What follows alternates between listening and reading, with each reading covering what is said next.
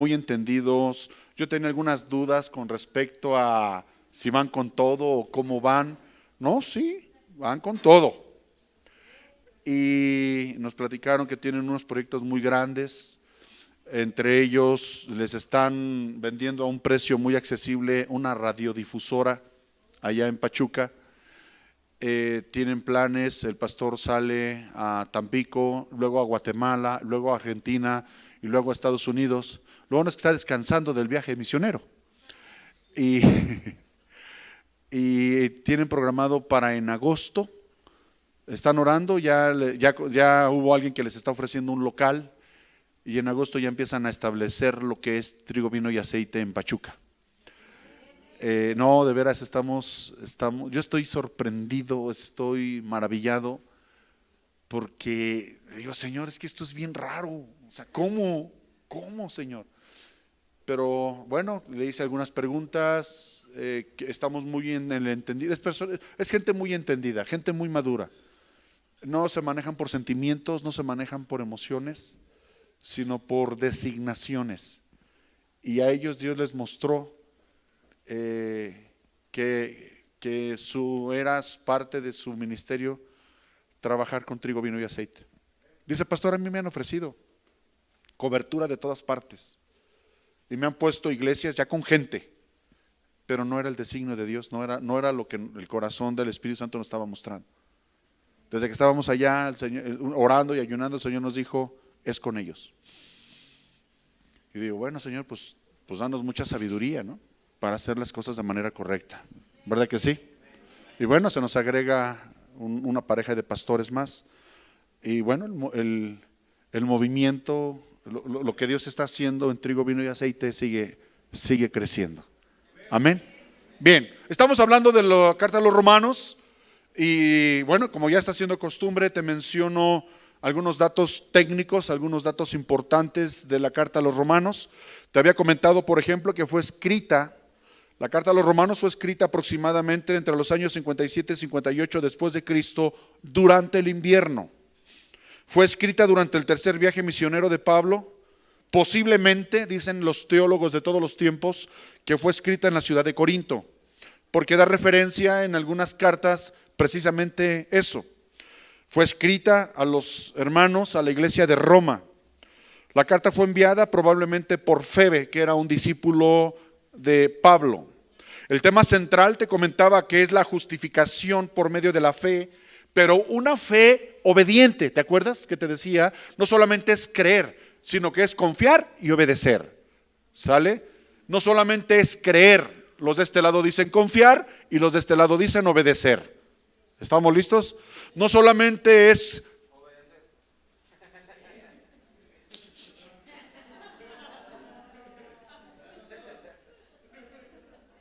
Ya me cuatrapeó lo que iba a decir. ¿Ves? ¿Cómo era? No solamente es creer, es no solamente es creer, es con. ¿Ya ves lo que provocas? Amados, no solamente es creer, es y tres cosas elementales en tu crecimiento espiritual. Y ese es el tema central de la carta a los Romanos. Dice, el evangelio es el poder de Dios para salvación. Eso lo vimos en primera los Romanos, capítulo 1 de los Romanos, versículo 16. El tema central de que el evangelio es el poder de Dios para salvación, ¿sí?, se encuentra en varias partes distribuidas, y lo hemos estado viendo y lo vamos a seguir viendo durante el estudio a los Romanos. Acerca de la carta, cuando Pablo escribió la carta a los Romanos, alrededor del año ya mencionado, ¿qué año es? A ver, toque muy ¿en qué año se escribió? 57 o 58 aproximadamente. ¿Sale?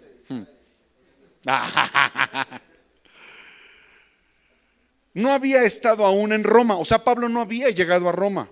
Durante 10 años anteriores había fundado iglesias a través del mundo mediterráneo. Ahora él estaba acercándose al final de su tercer viaje misionero. Esta epístola es, por lo tanto, una afirmación madura de su comprensión del Evangelio. Es decir, escúchame, Pablo ya había madurado. Ya era un hombre maduro físicamente, andaba como por los 43. Pero también era un hombre maduro espiritualmente. O sea, ya no era el Pablo arrojado, ya no era el Pablo inmaduro, sino que ya él tenía un panorama completo de la revelación de Dios a su vida. Por eso esta carta a los romanos es la carta por excelencia, mis amados. Esta epístola es, por lo tanto, una afirmación madura de su comprensión del Evangelio. Algunos han mencionado que la carta a los romanos es una carta muy difícil de explicar. En cierto sentido, es un poco difícil de explicar. O sea, no todo el mundo se avienta una bronca de este tipo, porque es muy difícil para el expositor de la palabra ir explicando versículo por versículo la carta a los romanos, porque tiene maraña, como te comentaba, cuando Pablo le estaba dictando la carta a su escriba, y Pablo está, a ver, anótale, queridos hermanos, yo pues preso en el Señor, los exhorto para que ustedes, no, a ver, quítale eso, ponle eso. Y entonces él es un santo desorden de ideas. Está tocando un tema, toca otro tema, y luego se regresa al mismo tema de la salvación, y luego se regresa al tema de la justificación, y luego se regresa al tema de la obediencia, y así es. Pero gloria a Dios por eso, porque nos permite tener un sentido en cuanto a lo que el Espíritu Santo le estaba revelando a Pablo en ese momento. ¿Se da cuenta? Y por eso es tan importante tener una comprensión clara de lo que es la carta a los romanos. La carta a los romanos pertenece al segundo grupo de epístolas de Pablo, y estas incluyen Gálatas, Primera y Segunda de Corintios. Estas fueron escritas en su tercer viaje evangelístico o su tercer viaje misionero. Fue escrita a cristianos romanos desde Corinto, aproximadamente 20 años, como te comentaba, después de la conversión de Pablo. O sea, Pablo ya tenía 20 años o más de cristiano. Esta epístola es la número 6 en el orden de las epístolas de Pablo, pero fue puesta, lo que te comentaba el martes pasado, en primer lugar en el Nuevo Testamento, probablemente por su importancia y por haber sido escrita a la iglesia que se encontraba en la ciudad capital del mundo en ese tiempo. O sea, cronológicamente era la carta número 6. Pero cuando los eruditos, cuando los teólogos, cuando los hombres sabios analizan las cartas de Pablo, la colocan en primer lugar en tu Biblia, después del libro de los Hechos, que fue escrito, el libro de los Hechos, ¿por quién? El libro de los Hechos, por el médico amado, por Lucas. Y después del libro de los Hechos, viene la carta número 6 de las cartas cronológicamente hablando de Pablo, que es la carta a los romanos, pero lo acomodan en primer lugar por lo que ya te mencioné. Por la importancia de la doctrina del Evangelio de Jesucristo. Y no solo eso, sino porque va dirigida a lo que era la capital del mundo en ese momento. Pablo sabía que era estratégico llegar al corazón de Roma, llegar al corazón del imperio romano, porque si el Evangelio llega de la manera correcta a lo que era la capital del mundo en ese momento, al imperio romano, el Evangelio se iba a expandir. Para Pablo era de suma importancia que la gente de Roma se convirtiera al Evangelio. Yo te voy a platicar algo. Cuando Dios nos permitió levantar esta congregación, ya vamos a cumplir 10 años, y en este rumbo precisamente, yo le preguntaba al Señor, Señor, ¿por qué aquí? Digo, ¿por qué no fue en Echegaray? ¿Por qué no fue en Satélite? ¿Por qué no fue en El Pedregal? En Lomas de Chapultepec, en San Ángel. ¿Por qué en este rumbo? En Santa Fe. Y Dios me mostraba que por cuanto mi llamado de militar, por cuanto mi llamado a predicarle a militares y a familias de militares y a gente que tiene relación con el ámbito castrense, esta área, y si tú te has puesto a analizar, es estratégica. Este es el corazón de Roma hablando militarmente. Porque de aquí, de esta área, de esta zona, va a salir gente a todas partes de la República Mexicana a llevar el evangelio, a llevar la doctrina de trigo, vino y aceite. ¿Se da cuenta? Y tal vez usted me diga, pero pues el pastor Isaac está abriendo la iglesia en San Luis Potosí. No, déjeme decir, tal vez usted no lo sabe, pero él estuvo en la Armada de México también. Y su papá también es militar. ¿Sale? O sea, no, su hermana también fue militar. Y no solo eso, el argentino, ¿qué relación tiene con la milicia? Pues ninguna. Pero él es soldado de Jesucristo. Así que si usted llega a pensar, pues si yo no tengo ninguna relación, ni siquiera con el ISFAM, Instituto de Seguridad Social para las Fuerzas Armadas de México, ni siquiera con el Banjército, Banco del Ejército. Pero Dios lo ha traído a este lugar porque usted también es un soldado de Jesús. Y es estratégico el hecho de que estemos, escucha, a 450 metros del campo militar número 1 y a 2 kilómetros del cuartel general del ejército mexicano. ¿Se da cuenta? Es estratégico. Todo esto es estratégico. Y tal vez ahorita no estamos viendo ni la 10ª parte de lo que vamos a ver, pero esto es estratégico. Y yo lo invito a que permanezca, que no se vaya, aguante tantito, porque sus ojos van a ver la gloria de Dios. Cuando empiece a salir gente, cuando empiecen ellos. Hace rato me habló mi amado Lemus, pastor, ya me cambiaron, ya estoy en Irapuato, Guanajuato, aquí ya estamos echándole ganas, ya estamos organizándonos para irlo a visitar también. ¿Se da cuenta? Gloria a Dios por eso. Bien, entonces esto lo entendía Pablo y por eso sabía que era estratégico ganar el corazón de Roma para Jesucristo.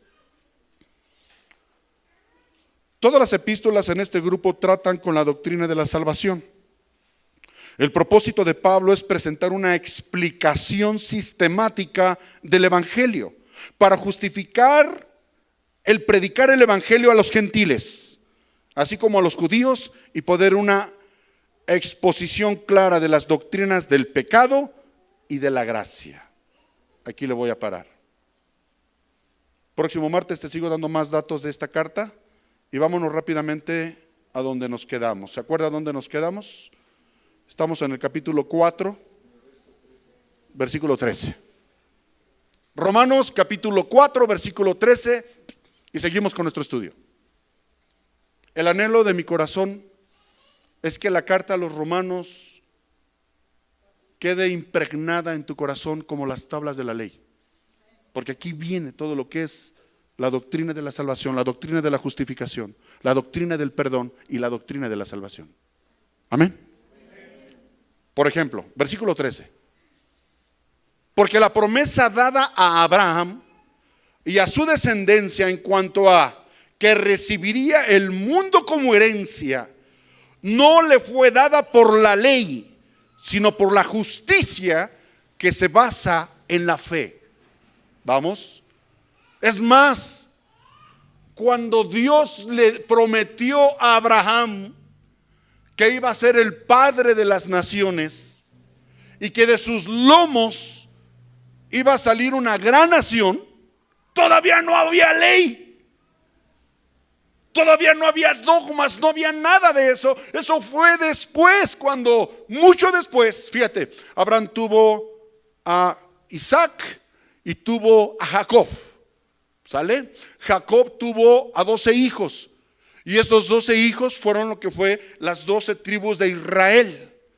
Y esas 12 tribus de Israel, cuando José, que era el hijo menor de Jacob, ¿sí? Sus hermanos lo envidiaron, sus hermanos lo vendieron como esclavo. José es llevado como esclavo a Egipto, sirve como ayudante de Potifar y lo meten a la cárcel y después lo mandan como segundo en grado del emperador, del faraón. Y entonces cuando Jacob, hay hambre en la tierra, Jacob manda a sus hijos a buscar para comer a Egipto. O sea, ¿cuántos años pasaron de Abraham hasta la salida del pueblo de Israel de Egipto? Pasaron más de 500 años. ¿Se da cuenta? Abraham no vio la promesa, pero Abraham creyó a la promesa. Y no fue la ley, porque la ley se escribió casi 500 años después, sino fue lo que Abraham le creyó a Dios. Abraham, ¿te acuerdas de la silla? Abraham confió en Dios. Abraham depositó su confianza en ese Dios que él ni siquiera conocía. Qué hermoso es eso, hermano, porque hay gente a la que le hablas y le hablas y le hablas y pasan los años y no confía en Dios. Y él, sin conocer a Dios, confió en Dios. ¿Se da cuenta? Nos hace falta tener más corazones como el de Abraham, al grado que Dios le llamó amigo. ¿No te gustaría eso? ¿No te gustaría que en los anales de la historia tus nietos, tus bisnietos digan: mi abuelo era amigo de Dios? Dio una prédica hace un tiempo acerca de eso, y yo le decía al Señor: Señor, permíteme ser tu amigo. Yo quiero ser tu amigo, Señor. No sé qué tenga que hacer, porque Dios me llevó a la parte cuando Jesús le dice a los discípulos: desde ahora ya no les llamaré siervos, porque el siervo no sabe lo que hace su Señor. Ahora les voy a llamar amigos. Y cuando yo leí eso me quedé: Señor, quiero ser tu amigo, quiero. Y esa era mi oración de ese tiempo. El día sábado tuvimos una boda, no recuerdo quién se casó esa vez, y un hijo de un hermano de esta congregación, así estando en la boda, el chavito voltea con su papá, chavito chiquito, uno de los hijos de Julio Preciado. Le dice a su papá, apenas sabía hablar el chavito, le dice: llévame con el amigo de Dios. Y Julio así como que: ¿y quién es? El que está enfrente, aquel que está allá. Pues bueno, y lo carga y me lleva a un chavito como de 4 años, 5 años tenía en ese tiempo, yo creo. Pues dice: mi hijo, llévame con el amigo de Dios. Pues aquí, a ver, hijo, aquí está. Y ya lo abracé. O sea, para Julio fue algo así como: ay. Pero eso era una respuesta a través de un niño de lo que yo le estaba orando a Dios. Y desde ese momento yo me siento amigo de Dios. ¿Se da cuenta? Por eso te pregunto, ¿no te gustaría ser amigo de Dios? Pues ¿por qué no somos como Abraham? Digo, en lo correcto, ¿verdad? Porque Abraham también cometió sus errores, como todos, ¿verdad? Sigo leyendo, versículo 14. Pues si los que van a recibir la herencia se basan en la ley, la fe resulta vana y la promesa queda anulada. Porque la ley, escucha, produce castigo. Pero donde no hay ley, tampoco hay transgresión. Lo que te comentaba el martes pasado. Si no fuera porque la Biblia dice: no matarás, entonces me doy cuenta que si transgredo la ley, soy culpable. Me doy cuenta de mi culpabilidad gracias a la ley. Pero la ley no me salva.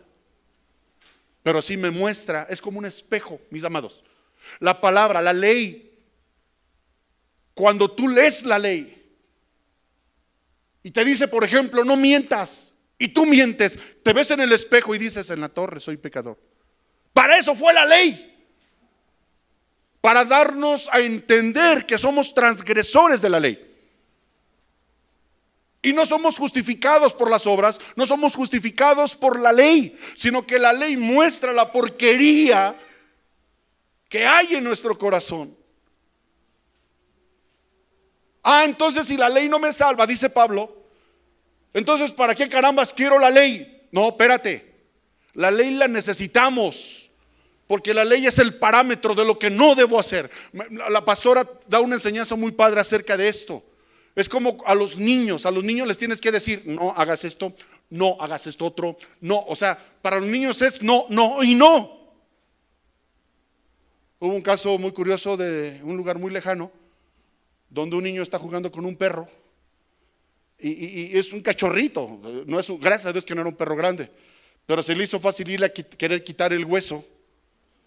Y por ahí alguien le ha de haber dicho antes al niño, no le quites el hueso.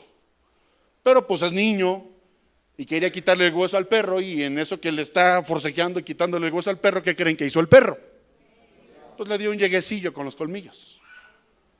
Y ahí va el niño llorando. ¡Ah! Ya ven las mamás gallinas, ¿no? Ay, pobrecito de mi hijo, ay, ya está limpiándole y poniéndole bendita y sana, sana, colita de rana, si no sanas hoy, sanarás mañana.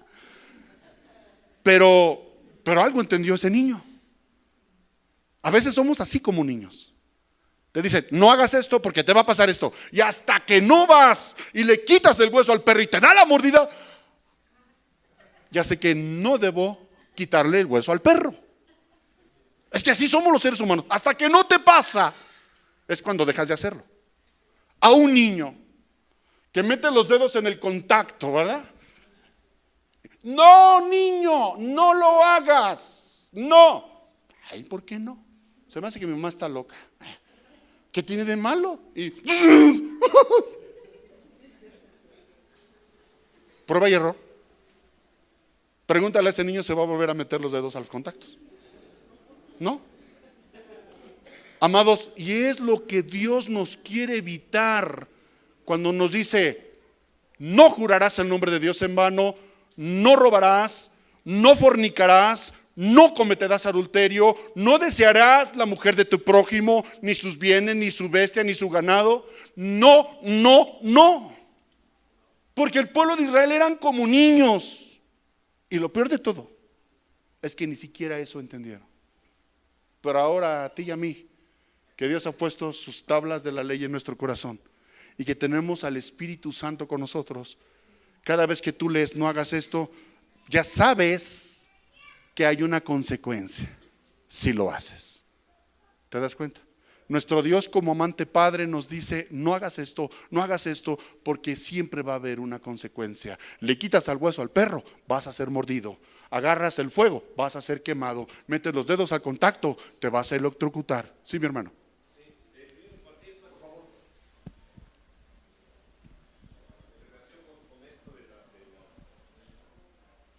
De las leyes, bueno, todo está basado en las costumbres. Me recuerda el pasaje cuando tuve la oportunidad de estar trabajando por allá por Sinaloa y apoyábamos a Profepa. Estamos en apoyo de Profepa, ¿por qué? Porque se llevaban la larva del camarón de los esteros y eso originaba que se acabara el camarón, como pasa con todas las especies en extinción, que se les protege. Y entonces en alguna ocasión hubo un problema por ahí y estaban robando el camarón de los esteros.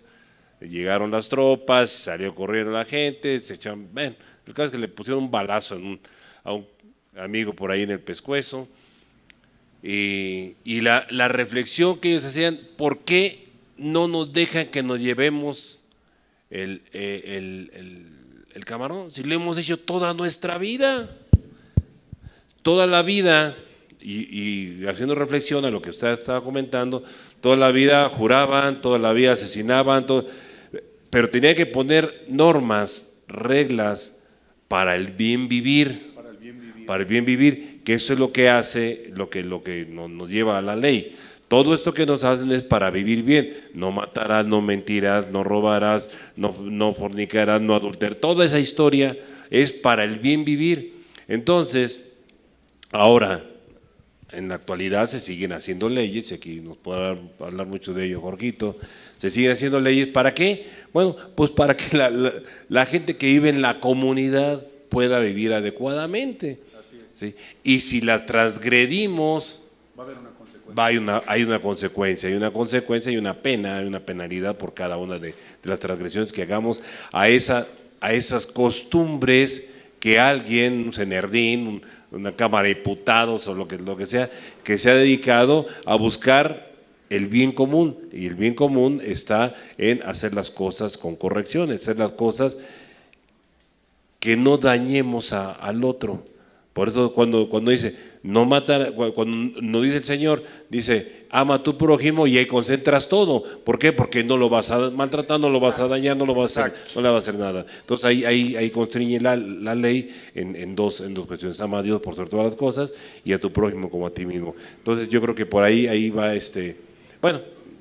abona a lo que estaba usted comentando, pastor. Exactamente, sí. Porque es un ejemplo práctico de lo que implica la ley y que es para un bien vivir. ¿Se da cuenta? Le damos un aplauso fuerte al Señor.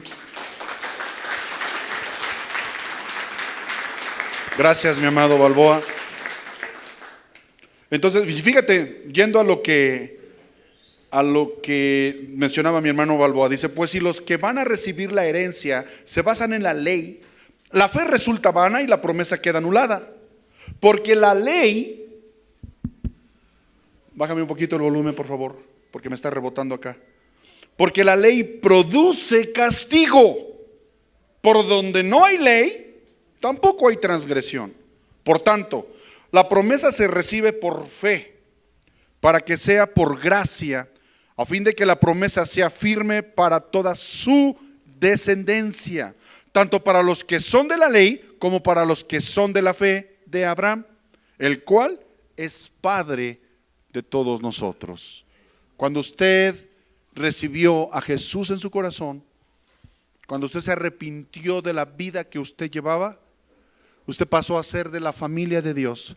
Y Pablo lo menciona varias veces. Éramos olivo silvestre y fuimos insertados en el olivo natural, que es la familia de Dios. ¿Sí? Y fuimos insertados y fuimos conceptuados a partir de ese momento como hijos de Abraham. Pero, hay dos clases de hijos de Abraham. Escuche esto. Pásame el inalámbrico si no se está ocupando. Recuerde que puede comentar, puede preguntar, puede opinar, pero cuando levante la mano del micrófono y sigo con el alámbrico. Escúcheme, por favor.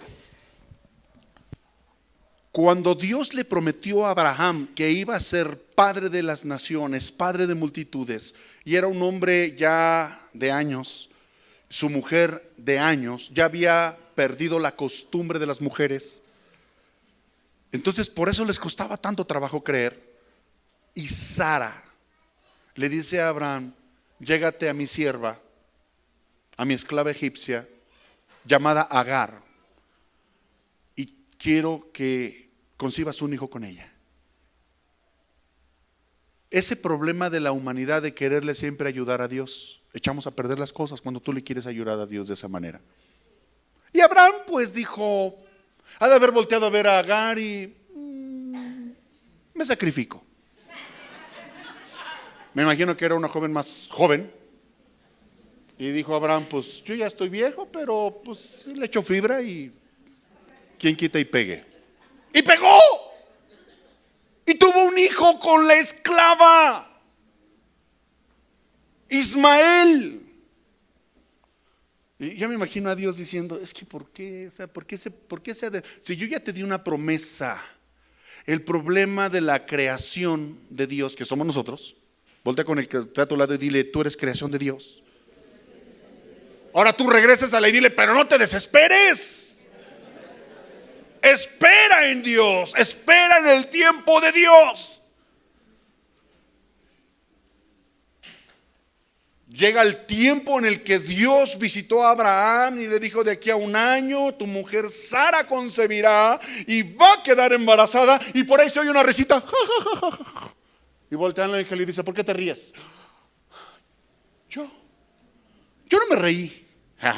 O sea, queriéndole decir a Dios, Dios, te equivocas, ¿no? Sí, cierto, tú te reíste. Por eso se llamó Isaac. Isaac significa risa. Porque ¿cómo? Entonces Abraham tuvo inicialmente dos hijos: el hijo de la esclava y el hijo de la libre. Y Pablo hace un estudio teológico acerca de los hijos de Abraham. Escúchame, ¿qué clase de hijo eres tú? ¿O eres hijo de la libre o eres hijo de la esclava? El hijo de la libre es el hijo de la promesa. Y haré de ti una nación grande y te bendeciré, y serán benditas en ti todas las familias de la tierra. Esa es la promesa. E Isaac era el hijo de la promesa. El hijo de la esclava tuvo que salir huyendo. Escucha esto, porque Dios me mostraba cuando estoy preparando este estudio que habemos dos clases de hijos: o eres hijo de la esclava o eres hijo de la libre. Si eres hijo de la libre, eres hijo de Abraham y vas a recibir la promesa por heredad. Todas las promesas de Dios son para ti. Pero si tú te sientes hijo de la esclava, ¿por qué? O sea, de los ismaelitas, con mentalidad de esclavo, con una vida de esclavitud, que toda su vida Ismael se sintió rechazado, ¿sí? Al grado de que llega Sara: ¡ay, la mujer con la que tuviste ese niño se burla de mí! Mira cómo me hace. O sea, primero me estás pidiendo que con ella, y ahora me dices que la corra. ¿Quién te entiende, mujer? Desde ahí, hermanos, no está en la Biblia, pero estoy segurito que desde ahí ya era: ¿quién te entiende, mujer? Primero andas ahí, ándale, acurrúcate con mi criada, ¿no? Y ahora me estás diciendo: corre a la criada. Pues Abraham dice: pues ¿quién te entiende, mujer? Pues haz lo que tú creas que bien te pareciera. Y entonces corre a la mujer. Y se va con el desierto con el niño. Imagínate esa historia. Imagínate, imagínate que eres el pequeño Ismael. No, aparte. Bueno, Ismael comió cresilac. Los corre la patrona, ¿no? La dueña de la hacienda los corre y los avienta al desierto. Y andamos caminando en el desierto. Andamos tristes, caminando rechazados, abandonados, desadaptados. Estoy hablando del hijo de la esclava, Es que a mí no me toman en cuenta. Se me hace que los pastores tienen sus favoritos. ¿Sabes qué? Prefiero dejarte en ese encino, en ese matorral. Ahí te voy a dejar, ahí siéntate. Y yo desde aquí, para no escuchar tus llantos y no verte morir, aquí voy a esperar pacientemente a morir. Esa es la mentalidad de esclavo. ¿Sí está entendiendo? Y llega el ángel y le dice: Agar, ¿qué haces ahí? Pues es que como la patrona nos corrió, ¿no? Es que como nunca me sentí parte de, y pues mejor me traje a mi hijo y pues lo traje a que se muera. Esa es la mentalidad de esclavo. Y entonces el ángel le tiene que corregir y dice: espérate, porque Dios le prometió a Abraham que iba a salir una nación de sus lomos. Así que levántate, toma al muchacho, agárralo, dale de comer y en verdad no vas a morir. Entonces la mujer se levanta motivada porque habló con el ángel y le dice a mi hijo: vente, mi hijo, que dices que siempre no te vas a morir. Vente. Y entonces de los lomos de Ismael, escucha esto, siéntate, esto es revelación. De los lomos de Ismael, padre de los árabes, los ismaelitas, que mucho tiempo después es lo que conocemos ahora como los musulmanes. Y entonces, en esta esquina, el hijo de la libre, hágale. En esta otra, el hijo de la esclava. ¿Qué creen? Que desde ese momento, así empezaron. Vas a ver, a la salida te voy a dar tus coscorrones. Hasta el día de hoy, los hijos de la esclava, los hijos de Ismael, siempre han estado en pugna con los hijos de la libre, con los hijos de la promesa, la cual somos nosotros.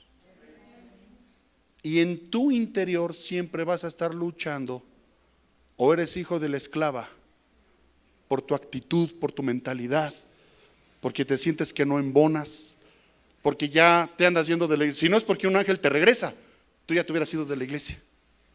Escucha lo que te estoy diciendo.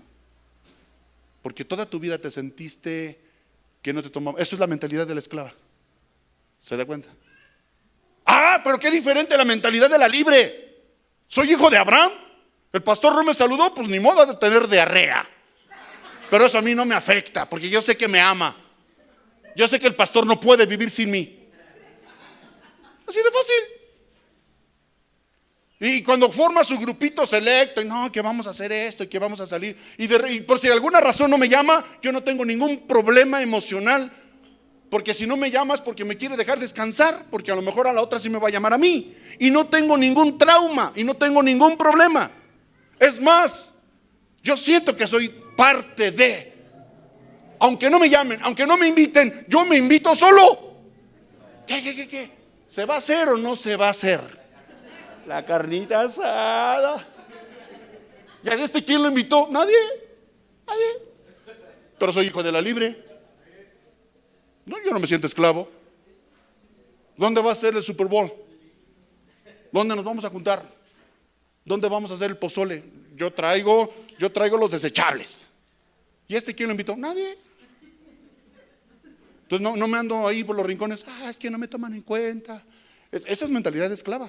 ¿Se da cuenta? Ahora yo pregunto, si usted entendió esto, ¿cuántos hijos de la libre hay aquí?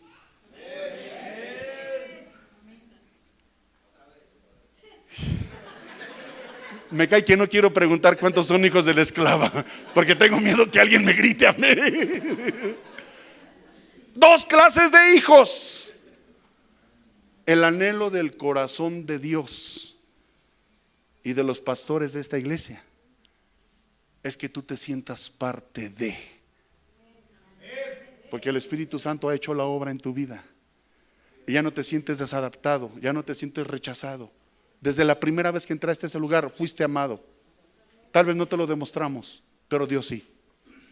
Por algo sigues aquí.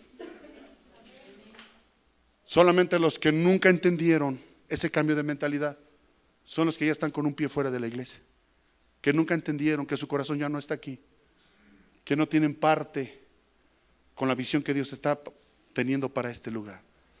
Anhelamos de todo corazón, y escúchame, que tú seas hijo de Abraham, como lo está mencionando Pablo aquí, pero hijo de la esclava, no hijo de la libre.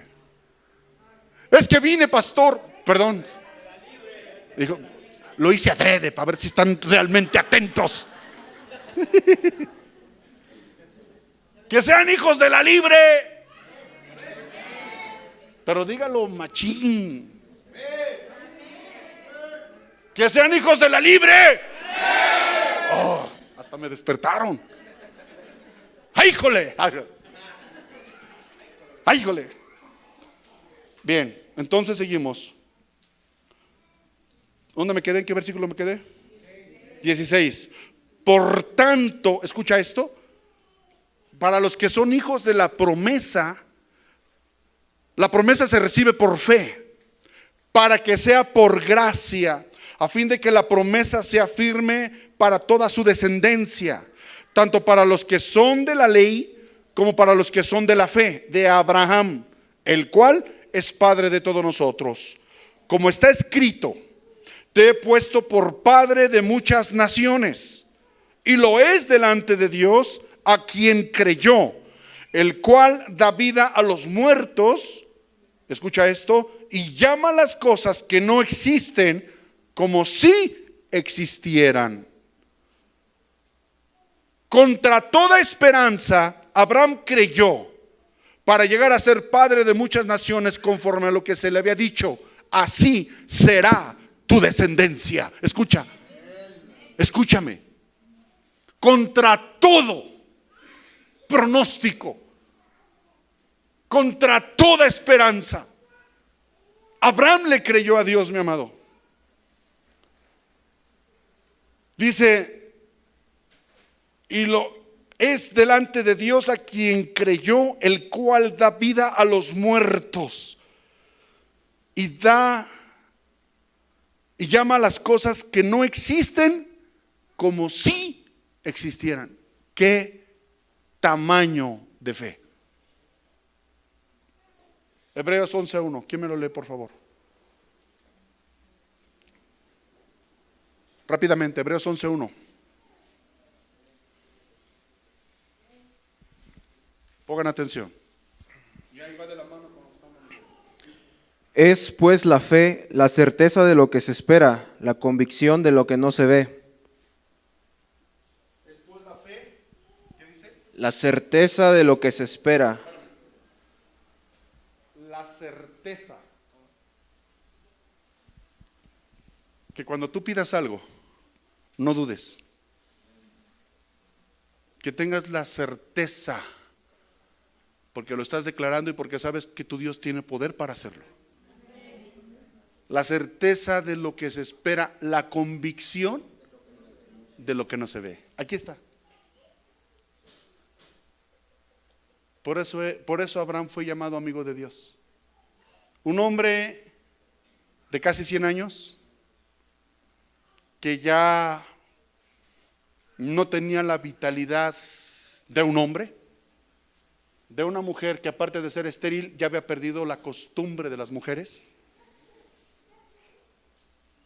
Y Dios le dice, sal de tu cuchitril, sal de tu comodidad, sal de tu tienda. Y lo saca. ¿Qué, Señor? Ahora voltea para arriba, cuenta las estrellas. Ajá, pues no se pueden contar. Así va a ser tu descendencia. Yo me imagino que la Abraham ha de haber dicho, chale, pues, pero le creyó a Dios. ¿Sabes por qué Dios nos ha prometido cosas y no se han cumplido? ¿Sabes por qué? Porque no creemos. Y nuestra falta de fe trunca el propósito de Dios para nuestra vida. Escucha lo que te estoy diciendo. Porque si Dios dice en su palabra, cree en el Señor Jesucristo y serás salvo tú y toda tu casa. Pero ¿cómo mientras más oro pareciera que va más para atrás? A los ojos del hombre eso podría ser lo que es, pero a los ojos de Dios no. Y por eso necesitamos creer que si Dios lo dijo, me aferro a esa promesa y voy a orar hasta ver a esa persona de rodillas a los pies de Jesucristo. Este año 2018 es el año del cumplimiento de la promesa. Y los que perseveren, y los que se esfuercen, y los que le crean a Dios, en este año vamos a ver el cumplimiento de la promesa. Escucha lo que te estoy profetizando. Este año vas a ver lo que durante mucho tiempo no habías visto. Este año tus ojos van a ver lo que durante tantos años estuviste clamando, y que pareciera que mientras más orabas, más se echaba para atrás. Y me pareciera que mientras más clamabas por su salvación, más perdido se veía. Así es Dios. Por eso dice que da vida a lo que ya estaba muerto. Y que de lo que pareciera que no va a salir, de ahí mero va a salir. A Dios le encanta ir como en contra del razonamiento humano. A Dios le encanta sorprender a su creación con esto. ¿Cuántos dicen amén a esto? Escucha, además, escuchen esto, además su fe no flaqueó al considerar su cuerpo. Por eso te dije, cuando le dice, cuenta las estrellas, y luego lo saca y le dice, cuenta los granos del mar, la arena de los granos de arena. Y pues no se puede, así va a ser tu descendencia. Y yo me imagino que el Abraham se agarró y dijo, pero Pues sí, yo ya estoy más muerto que vivo. Aquí lo está diciendo.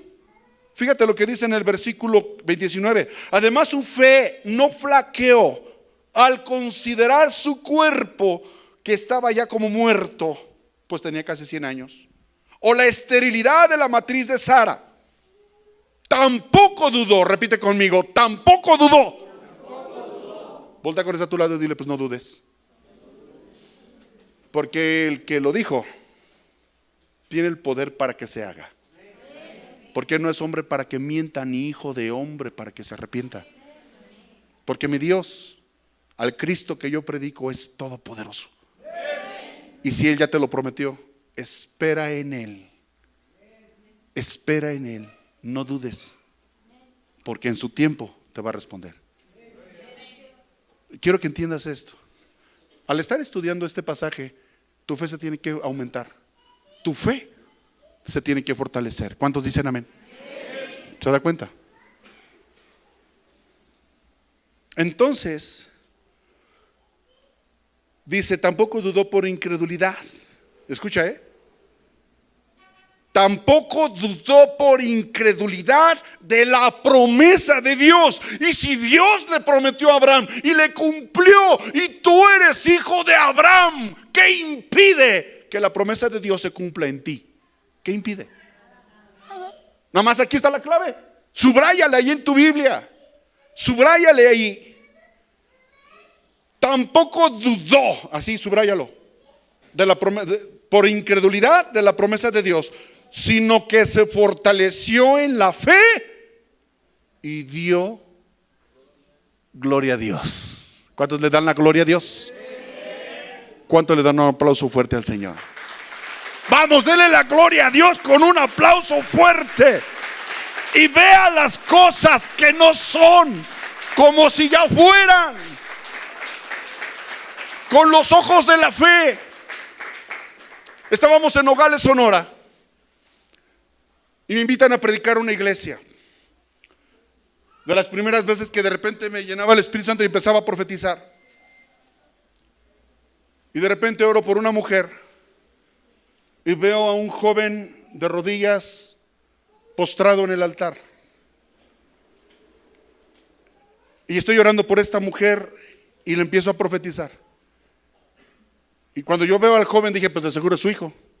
Porque a veces Dios te revela, pero no te revela todo el panorama. Y le digo, ¿tú tienes un hijo? Y me dice, sí. Y empieza a llorar. Le digo, tu hijo va a venir a los pies de Cristo. Se me queda viendo y dice, pastor, mi hijo anda en las drogas.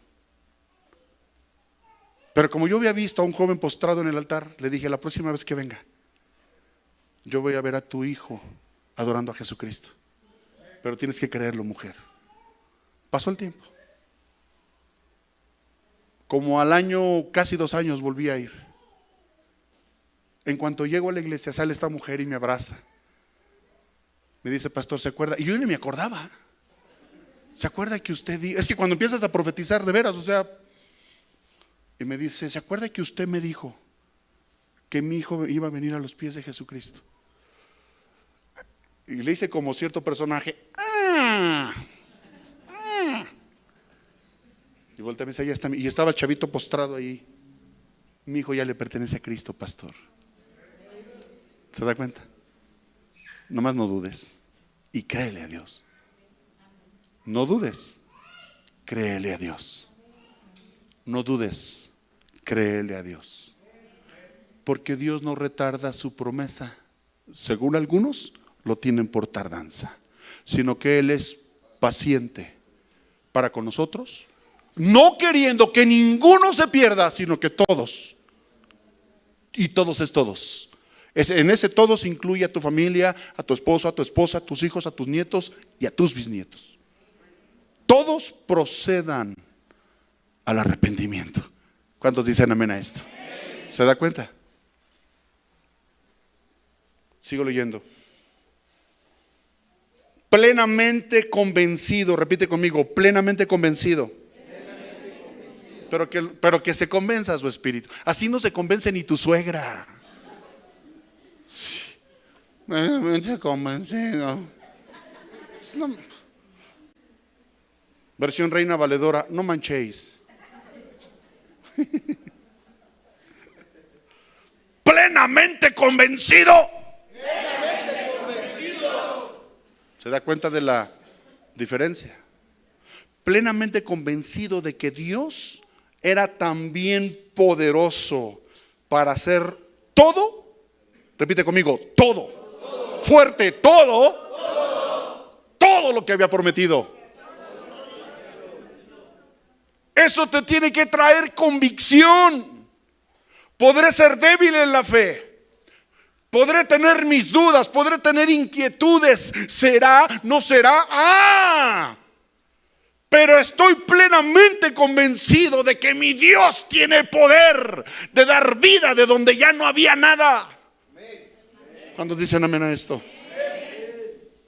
Por eso su fe se lo tomó en cuenta como justicia. Y no solamente con respecto a él se escribió que se le tomó en cuenta, sino también con respecto a nosotros. Escucha, iglesia, pues Dios tomará en cuenta nuestra fe. Híjole, por eso el diablo está tan empeñado en hacer que tú no creas. Al diablo le encanta meter dardos de fuego llenos de duda, llenos de incredulidad. Y que ya te resignes y que vengas a la iglesia ya todo resignado. Pues es que yo no he visto que hablan del poder, pues yo no veo nada, pues ya ni creo, vengo, o sea, ¿qué? Dios puede estar toda la vida dándote palabra profética, dándote revelación, pero por una palabra que te dice el cochino diablo, le crees más al diablo que a Dios. ¿Cuántas veces no hemos escuchado? ¿Para qué vas a la iglesia si ni cambias? Pues ya no voy a la iglesia, al cabo no voy a cambiar. Por una cochina palabra que te dice el diablo, derrumba todo lo que durante Dios te ha hablado durante años. Por una palabra cochina del diablo. Por eso fue tan fácil levantar las iglesias satánicas, porque la gente le cree más al diablo que a Dios.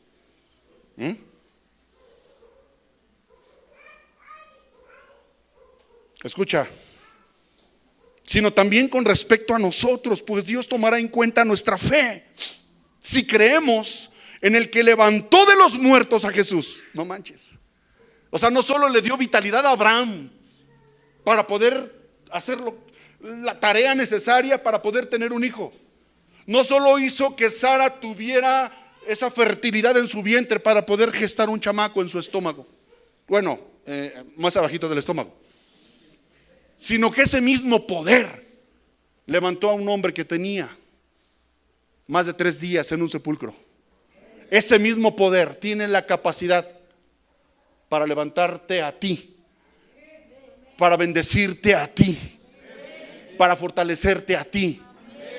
Si levantó muertos, si dio vida donde ya estaba todo como muerto, si dio vida de la esterilidad, ¿qué hay imposible para mi Dios? ¿Qué hay? ¿Sabes qué es lo único imposible? Tú te lo pones. Lo imposible tú lo haces imposible, pues, con tu duda, con tu falta de fe, con tu falta de amor, con tu falta de entereza. El cual, dice, el cual fue entregado por nosotros, el cual fue entregado por nuestros pecados y resucitó para nuestra justificación. ¿Cuántos dicen amén? Amén. Capítulo 5, y con esto termino. Así pues, justificados por la fe, tenemos paz para con Dios por medio de nuestro Señor Jesucristo. O sea, no solamente nos da ese poder sobrenatural, sino que nos justifica y nos da una paz para... ¿Sabías tú que antes de venir a Jesús tú eras enemigo de Dios? Sí. Tú eras enemigo de Dios. Pero por cuanto creíste al que murió en la cruz y resucitó, fuiste reconciliado con Dios. Amén. Por quien tenemos también por la fe acceso a esta gracia en la cual estamos firmes y nos regocijamos en la esperanza de la gloria de Dios. Y no solo esto, sino que también nos regocijamos en los sufrimientos. A ver, pastor, acláreme eso. ¿Cómo que nos regocijamos en medio del sufrimiento? ¿Se puede uno regocijar en medio del sufrimiento? Sí. Sí. La aflicción todos la vamos a padecer, todos. La diferencia es cómo tomas tú esa aflicción. Te angustias, te deprimes, te tiras al drama. Es más, ya ni quieres venir a la iglesia. Pero si eres entendido en todo lo que estamos leyendo y todo lo que estamos estudiando, cuando viene la aflicción te regocijas. Le platicaba yo a los hermanos de base aérea, cuando escucho palabras así. Empezamos el culto y nos empiezan a llover pedradas, los vecinos están quejándose, hay mucha incomodidad, o sea, está fea la cosa, fea. Le digo a los hermanos de base aérea, ¿y qué esperaban? ¿Que el diablo estuviera cruzado de brazos, viendo cómo les arrebatan las almas al diablo? Pues no, tiene que haber aflicción, tiene que haber sufrimiento, porque es parte de. Amados, siempre que usted está haciendo las cosas en el orden correcto de Dios, va a haber aflicción, va a haber sufrimiento. Preocúpate, bueno, no te lo digo, preocúpate si no está pasando nada. Si el diablo te ve, este cristiano, ¿para qué lo toco? ¿Para qué? Ahí lo dejo, pues al cabo solito se está yendo al hoyo. No. Me preocupan los cristianos que oran. Escucha, me preocupan los cristianos que ayunan. Me preocupan los cristianos que leen su Biblia. Me preocupan los cristianos que vienen a alimentar su espíritu a la iglesia. Esos cristianos son los que trato de aventarles piedras y les alboroto a los vecinos para que les demanden, para que se inquieten, para que traten de parar esto. ¿Ah? Es parte de. Les decía a los hermanos de base aérea, gloria a Dios, regocíjense. Porque eso quiere decir que están en el camino correcto. Porque están inquietando al diablo. Es parte de la aflicción. Y por eso Pablo le dice a los entendidos, escucha, a los hijos de la libre. Ahora sí lo dije bien. No, son de la esclava, pastor. Como no es un pastor normal. Porque soy de la familia Pelucha, ¿no es cierto?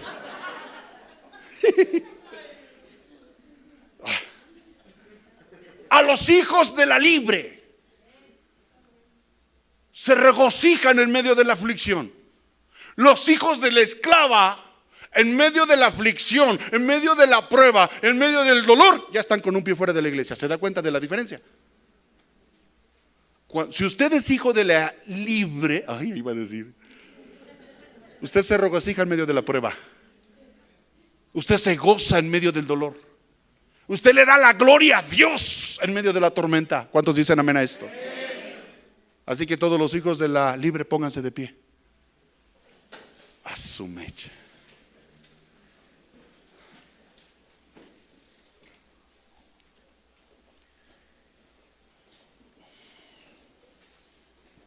Y tal vez tú no te sientas parte de. Pero escucha esto. Por eso estamos haciendo todo este estudio. Porque queremos que tú seas parte de. Que dejes de sentirte hijo de la esclava. Que seas hijo de la libre. Cuando hablamos de hijo de la libre, hablamos de libertad. Hablamos de convicción. Hablamos de identidad. Hablamos de pertenencia. Cuando no tenemos pertenencia, cuando no tenemos identidad, de que tenemos el sello aquí. Yo te lo dije la vez pasada, yo tengo aquí un sello en el espíritu que dice propiedad de Jesucristo. Amén. Y no solo eso, aquí tengo otro sello que dice propiedad de trigo, vino y aceite. Amén. Cuando tú no tienes el sello de trigo, vino y aceite, de repente andas buscando otras iglesias, de repente andas yendo a ver dónde te sientes mejor. Porque no te sientes parte de. Te sientes excluido porque así tú lo quieres. Hay gente a la que le digo, no, acércate, vas a ver que hasta podemos ir a comer a mi casa. Te vas a dar cuenta que hasta podemos irnos a tomar una cerveza, un café. Se me chispoteó. No se crea. Se va a dar cuenta que podemos pasar momentos bien gratos. Es que yo pensé que solamente ciertos hermanos. No. Invítame y me canso que yo voy a aceptar la invitación. O sea, no me acerco porque tú no me invitas. No. Pero invítame y vas a ver que ahí vamos a estar. Sí. O sea, acércate. No le creas al diablo de que eres un desadaptado y de que eres un rechazado y que a ti no te toman en cuenta. No. Anhelamos tomarte en cuenta. Pero le decía a un hermano, pero respetamos tu espacio. Si tú no te acercas, tenemos que respetar tu espacio, porque a lo mejor así eres tú. ¿Se da cuenta? En esta iglesia queremos que todos seamos hijos de la libre. Que te sientas parte, que eres amado. Y tal vez el pastor no te lo ha dicho, pero Dios te ama. Y aquí en esta iglesia ha habido algún líder que sí te dice, tú eres amado. ¿Sí o no? Es que ya no veo. Pues ahora yo te invito a que veas la otra cara de la moneda. Es que no hay amor. Pues gloria a Dios, porque ya te diste cuenta que no hay amor. ¿Qué te parece si tú que dices que no hay amor en esta iglesia te paras en la puerta y te pones a abrazar a todos y te encargas de que toda la gente piense lo contrario de eso? ¿Te das cuenta? Decía mi papá, yo no quiero ser parte del problema, quiero ser parte de la solución. Así que toma de la mano al que está a tu lado.